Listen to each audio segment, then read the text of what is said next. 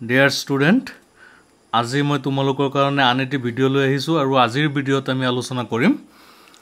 নৱম শ্ৰেণীৰ ইংলিছৰ মাই চাইল্ডহুড নামৰ চেপ্টাৰটিৰ পৰা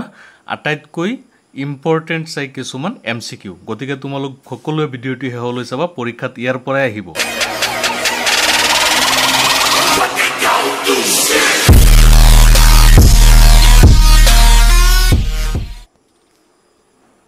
প্ৰথম প্ৰশ্নটো হল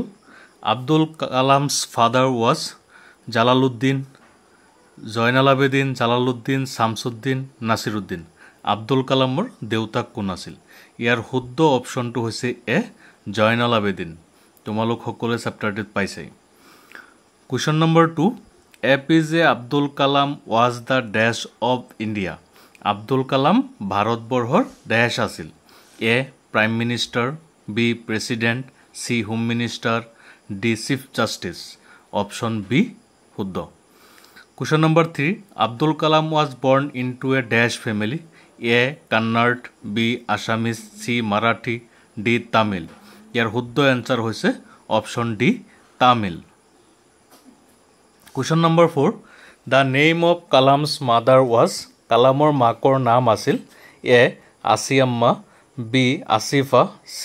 Shashikala D Nan ইয়াৰ শুদ্ধ option A Asiamma Question number 5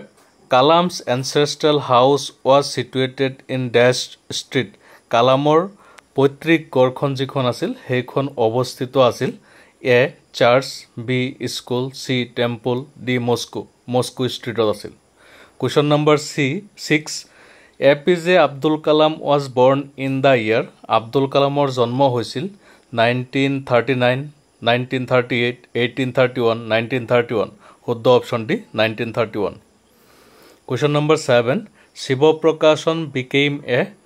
priest businessman catering contractor D professor শুদ্ধ অপশনটো হৈছে সি catering contractor Shiva Prakashan হেহলৈ গৈ catering contractor হৈছিল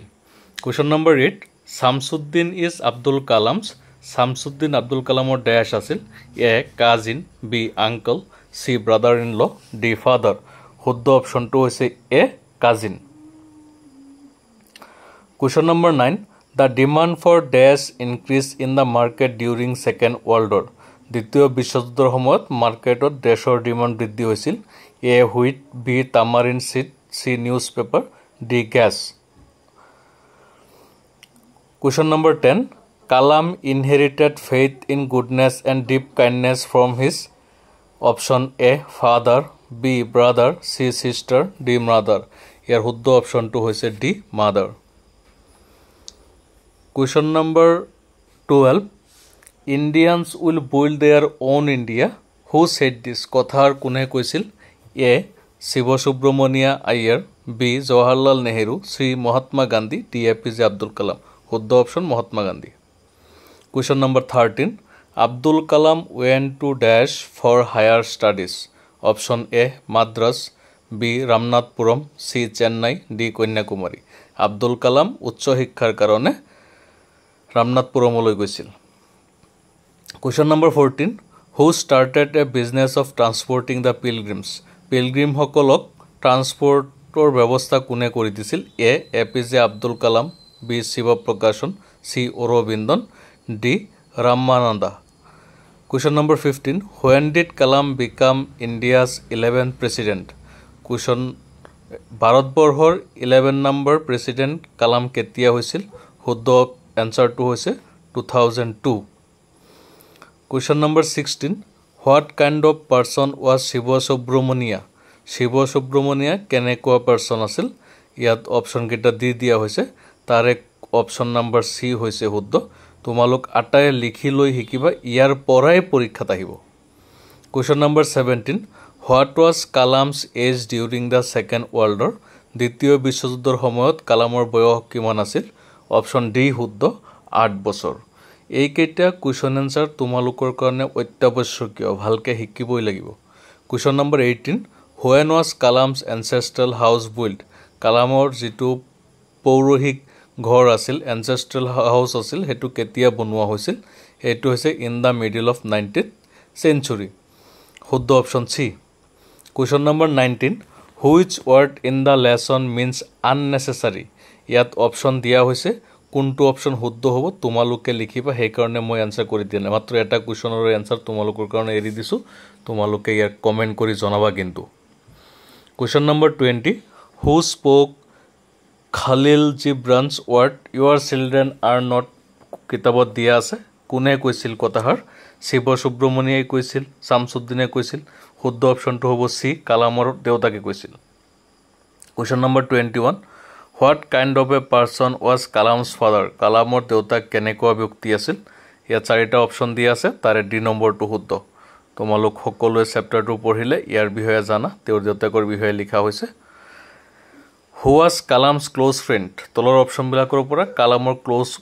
ক্লোজ ফ্ৰেণ্ড কোন আছিল অপশ্যন এ ৰামানাথ শাস্ত্ৰী এইটো তোমালোকে কিতাবত পাইছা তেওঁৰ তিনিজন বেষ্ট ফ্ৰেণ্ড আছিল ক্লোজ ফ্ৰেণ্ড আছিল তাৰ ইয়াত এজনৰ নামহে দিয়া হৈছে question number 23 who help Kalam in getting his first wages কালামৰ প্ৰথম উপাৰ্জন মজুৰি উপাৰ্জন কৰাত কোনে সহায় কৰিছিল এইটোৰ অপশ্যন ডি হিজ কাজিন শামসুদ্দিনেহে তেওঁক জীৱনৰ প্ৰথম কাম দিছিল যাৰে মজুৰি উপাৰ্জন কৰিছিল হোৱাট ডিড শামসুদ্দিনে কি কৰিছিল অপশ্যন চাৰিটা দিয়া আছে তাৰে এ টু শুদ্ধ তেওঁ ৰামেশ্বৰমত নিউজ পেপাৰ বিক্ৰী কৰিছিল বা নিউজ পেপাৰ বিলাইছিল question number 25 how much money did Kalam earn after selling seeds কালামে তামাৰিন সিড বিক্ৰী কৰি কিমান টকা লাভ কৰিছিল কিমান পইচা লাভ কৰিছিল ইয়াৰ শুদ্ধ অপশ্যনটো হৈছে সি 1 আন্না পইচা লাভ কৰিছিল কালামে question number 26 where did Kalam sell tamarind seed কালামে ক'ত তেতেলিৰ গুটিবিলাক বিক্ৰী কৰিছিল ইয়াৰ শুদ্ধ অপশ্যনটো হৈছে ডি কালামে দ্বিতীয় বিশ্বযুদ্ধৰ সময়ত তেতেলি গুটি বুটলি দোকানত নি বিক্ৰী কৰিছিল তাৰ পিছত question number 27 which seeds did Kalam collect during the second world war আগৰ কুৱেশ্যনটোত কৈছো কালামে তেতেলি গুটি তামাৰিন সিড তেওঁ সংগ্ৰহ কৰিছিল আৰু সেইবিলাক নি দোকানত বিক্ৰী কৰিছিল ইয়াৰ পৰা তেওঁ 1 আনা লাভ কৰিছিল তোমালোকৰ চেপ্টাৰত এইবিলাক লিখা আছে who gave emotional and material security to Kalam কোনে কালামক আবেগিক আৰু বস্তুগতভাৱে মেটেৰিয়েলি সিকিউৰ কৰিছিল তেওঁৰ পেৰেণ্টছে গতিকে option D his parents question number 29 what did Kalam's father teach him কালামৰ দেউতাকে তেওঁক কি শিকাইছিল অপশ্যন বি টু শুদ্ধ অনেষ্টি এণ্ড সেল্ফ ডিসিপ্লিন সততা আৰু আত্মশৃংখলাবদ্ধতা কালামৰ দেউতাকৰ পৰা কালামে ইনহেৰিট কৰিছিল শিকিছিল তেওঁৰ পৰা question number 30 from where has this chapter my childhood been taken my childhood নামৰ চেপ্টাৰটি ক'ৰ পৰা লোৱা হৈছে শুদ্ধ অপশ্যনটো বি কালামৰ আত্মজীৱনী এখন আছে উইংছ অফ ফায়াৰ তাৰ পৰা লোৱা হৈছে এইকেইটা তোমালোকে ভালকৈ শিকিবা